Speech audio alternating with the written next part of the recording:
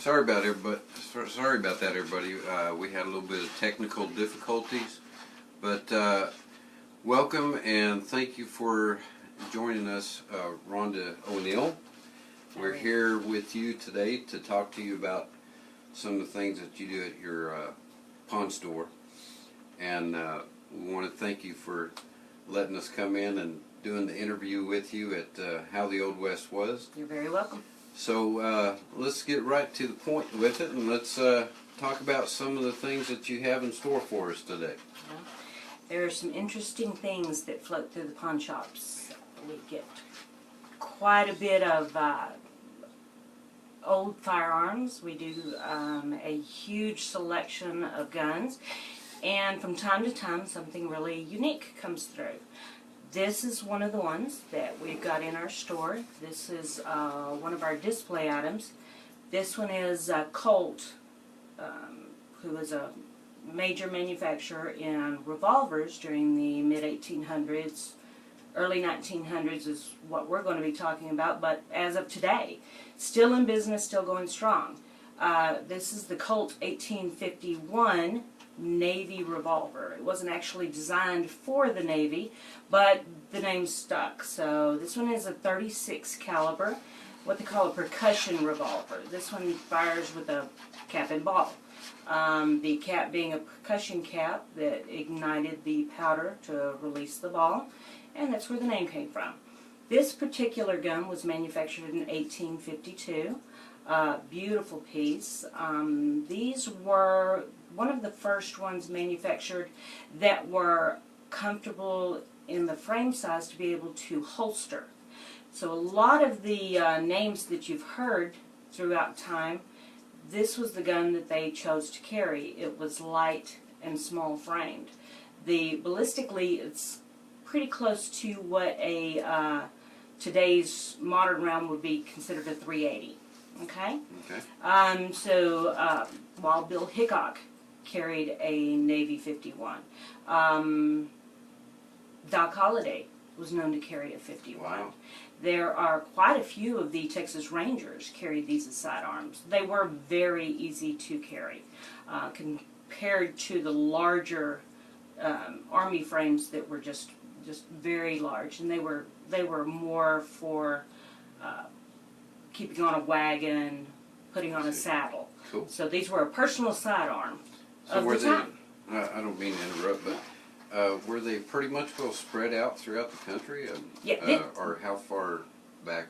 This gun was made, the most use that this gun received was for land military and for civilian use. So pretty much this is the gun that everybody went and bought, and this is the one that they had. So wow. It was a redesign from the old Peterson model, which you had to completely break the frame apart, the barrel from the frame, to be able to reload. So this was the first design that you could actually reload without dismantling the gun. Very much an innovative design. I bet that made it very nice for the people that had made it very the nice. gun real quick, right? These particular models got great use during the Civil War as well, because they were reloadable in a very fast manner for the time. You know, we have a lot of Civil War people out there that they put on a show up in Michigan, I believe, and it's really cool.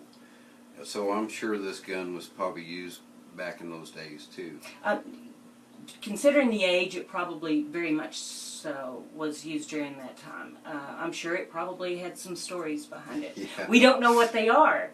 That's one thing about guns that walk into a pawn shop. You really sometimes don't get the backstory, right? Which would be interesting if they could talk. It'd be nice to know whoever brought it in to tell a little bit of story about it. That would be wonderful. Yeah, that would be wonderful. Sometimes, like I said, the stories get lost. Right. So document. Right. So do you have to do any background check whenever people come in? On the black powder, no, on the black powder stuff you don't have to. On modern weaponry, something that fires with a primer, yes you do. If it was manufactured, I believe, after 1895, I think you do. There's a time limit on the curio and relic that Oh, okay. you don't have to go through the check. But Yeah, that's very interesting to know. That way people can be prepared Yes. whenever they come Yes. into your store. yes, the state, Texas state does not require a background check for the state, but you still go through the federal background check for firearms. Okay, cool. Okay, and then we have basically what would be considered probably the most well-known of firearms from that era. This is a Colt single-action Army. These were manufactured. This one was manufactured in 1873. That's a very nice piece, and it's a little bit bigger than the other gun. This is larger. This is what people know as the Peacemaker, the gun that tamed the West, is what it's been dubbed. This is the one that you would see. A lot of the drovers used them, that sort of thing. People would have these. These were designed basically for military use, but anybody could buy military grade weapons for that time. These were $12.50 to the government Wow. at that time. You could upgrade them for. It's probably not cheap now, though. No, is it? they've gone up a little bit since then. Not too bad, but a little bit. You could upgrade them, and there are thousands of variations on these guns, and there's still over 17 different manufacturers who are making copies or clones of the single action Army now. So it becomes a collector's piece then? Yes. Oh, These wow. are very. This is one of the most collected revolvers in history. Well, let me ask you a question. If a person is actually looking for a collector's piece, do they come see you? They can. I'll do a lot of transfers. Honestly, in today's times, a lot of this stuff is done online. But if you see something on an auction, because most of these guns are sold through auctions, Right. the gun traders, gun brokers, Guns International, a lot of these are individuals who've had pieces come through, and they buy, sell, and trade through the website, and we are more than happy to do transfers to be able to ship this firearm in. You go through the background check, as we talked about before. This particular model is not for sale, but if one came through, if you decided you wanted one, we can do the transfer. We Nice. charge $25 for a transfer. Wow. So. Does the watch come with it? This watch will stay with this one. Yeah. I just had to throw that in just to make it a little funny. The is set for display, not necessarily period correct. Okay, cool. But That's a very nice piece. these are beautiful guns. This is the model where they went from having the cap and ball percussion design to a pre-made cartridge. I see. This is the one you see in the movies where they flip it open, put their cartridges in, Okay. spin it and go. Okay. There you go. This is more to the modern day weaponry. Nice, nice. This is kind of an interesting piece. This would be the baby of the group because this is the newest model. This one is a Colt Frontier 6. This was actually double action. Wow. Meaning the previous firearms, you cock the hammer back every time you want to pull the trigger. I If see. it's not cocked back, you can't fire the gun. This was a design where you pull the trigger with a steady pressure, and the hammer will rotate on its own. Wow. So this gun was pretty heavily used in law enforcement for its day. This one was actually a .44-40 caliber. The design was excellent for law enforcement because you could rapid fire. There are people out there, and we know a few that can rapid fire that single action a lot faster than this thing will cycle. But that's time and talent put into that one. Yep. This one, pretty much everyday Joe could rapid fire this one. It's like it's seen its days. This gun.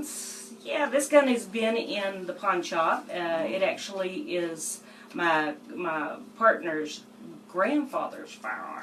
Oh, wow. So this one's It been has through a history to this it. one's been through 4 generations. Obviously, Nice. this one is not for sale as well. Nice, nice.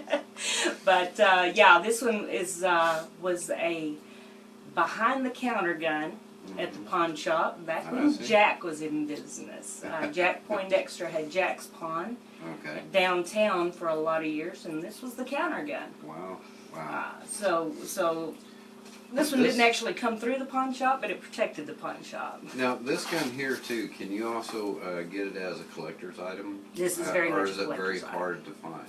They're rare. Not that there's not a bunch of them that were manufactured, but a lot of them saw extensive use, so they wore out. This one would be considered probably about 60% condition.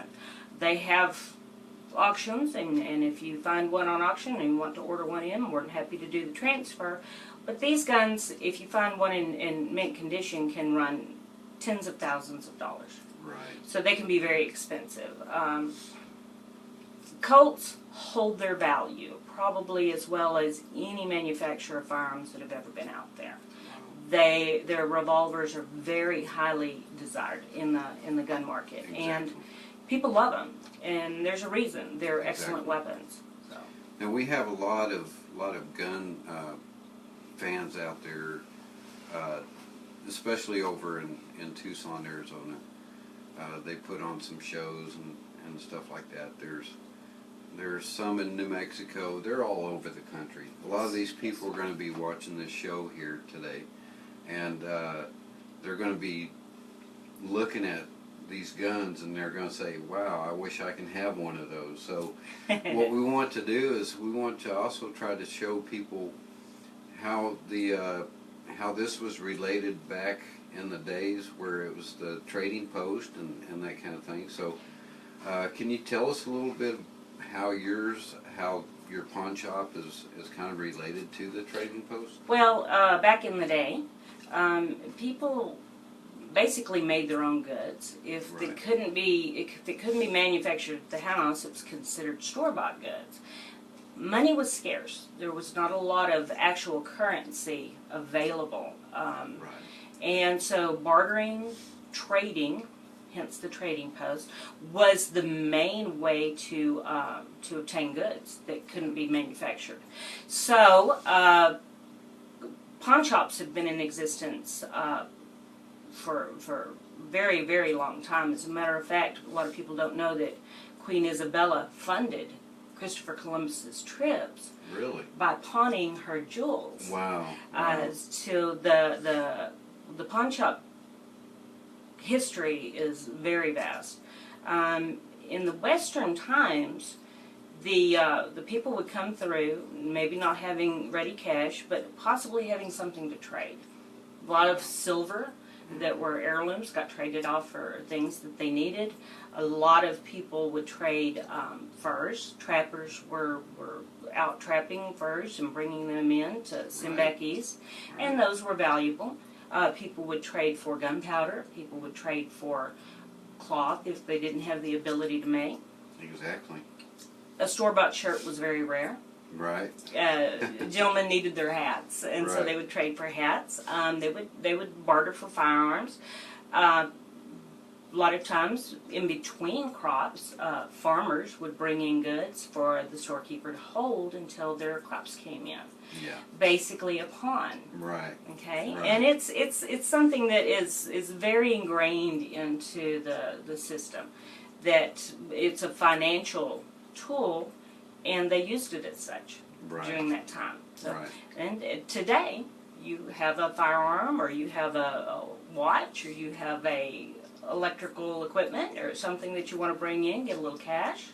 We do the same thing. We hold it for you till the crops come in. But I can't bring my crops in and you then can't bring trade your it crops off, right? in. You know, cash is king now. That's a little different today, folks. So yeah, it really is. So keep is. that in mind. Don't try to bring your crops in and try to do a trade on the pawn stores. So. Although the some of the stuff is coming in, and you know, we're not opposed to someone bringing us in a nice pumpkin pie from time to time. So. There you go. That's really neat. Okay, so we want to insinuate a little bit more about your store, what you do in the store, how people can get a hold of you, Can people actually order stuff and not actually be at your store? Yes, they certainly can. Internet is rampant, and we are more than happy to deal with it. You can go on our website at bigtexpond.com. We have links to several different places where you can place online orders. Basically, our saying is if you need it, we can get it. We're more than happy to order it in for you. I've ordered jewelry. I've ordered musical instruments. I've ordered firearms. Nice. If we can get it, we'll get it to you and be more than happy to handle the shipping, the search, that sort of thing. Like I said, there are several links on our website that lead you directly to places to put firearm orders in. You can do it yourself. It leaves a deposit and they ship it directly to us. You're dealing with us. You're not dealing with some vague name on the internet. We are actually your dealer. We're there for the service. If something needs to be done with it, you have a place to go back to. So, more than happy to help out. Nice, Okay. nice. I had a question in mind, but I guess it kind of floated away. But there's so many things that people are probably out there that are going to want to know about your store. You know, what kind of legal issues that would happen if they did buy a gun from you. Well, all of our goods, whether it be firearms or anything else, they're held for a time period on used equipment while it's being ran against any kind of police reports out there, that sort of thing. So they're cleared before they're put out. Nice. You know, and it's a system. It's an extensive system that they use for firearms. The serial numbers are ran against everything. So. And this can happen throughout the whole country, right? Yes. I mean, yes. It doesn't matter, like from California to New York. No, it's a national system. It's a national system. Very nice. Laws are different for pawn shops. We're very highly regulated. Right. We've got federal, state, and local entities that we report to. So there's a lot of regulation in a pawn shop, and we pride ourselves on following all these regulations. Exactly. I want to do it right. Exactly. So, exactly. but yeah, the items have been checked. If possible, the items are tested for you before they go out. Obviously, the firearms are not, but we do warranty our firearms. Nice, nice. So, how long have you been in business doing this? I've been doing this 32 years. 32 years. This Big Tex Pawn has been in business since, I believe, 1991. Okay. It was started by Robert Poindexter, which, if anybody's familiar with pawn shops in Odessa, Texas, they know the Poindexter name. And then I came on as a partner, and Robert basically retired to live the good life. So, wow, there you go. So he's my partner, but he's an absentee partner a lot of the time. But we do still see him. He floats around every once in a while. Nice. So. I came into your shop one time, and it was like very interesting to see that this guy came in and he ordered some custom guns. I guess a set of them, right? Yes. And then he also ordered a rifle from you. Yes, right? we do quite a bit of special orders. And the guns were, folks, they were just magnificent. They were the prettiest guns I've ever seen in my whole life. And I said, man, I bet that was a pretty penny, and it was. It was a pretty penny. It was a pretty penny. But shout out to Boss. They were beautiful guns. Yes. They were gorgeous guns. Yes. So there is some collectors that do come into your store. Yes, there are. Yes, there are. Probably quite a few, right? There are quite a few collectors. There's also. They love your guns. I mean, I fell in love with one of your guns myself, and hopefully one of these days I'm going to be getting one. William, I have excellent layaway. Nice, nice. That's what people need to know. Yes, too. we have layaway. You can come in and put a little bit down. We'll hold it for you, and you can take 3 months to pay it out. Doesn't Okay. cost you a penny more. Nice, Okay. nice. That's good information for all those people out there that are actually looking for a gun. Yes, or anything else that you might be looking for. Exactly. So why don't you tell the good folks out there where you're located, how they can get a hold of you. Well, we're in Odessa, Texas. We're on the corner of 24th and West County Road. You can get a hold of us through our website. We also have an email, goodies2 earthlink.net, or our phone number 432-332-9653. We're here Monday through Saturday from 9 till 6, and we'd be more than happy to do business with you. Caesar is my second-hand man, and he has been doing this for about 25 years himself. We've got a lot of experience in the business, and we're locally owned and operated. Very nice.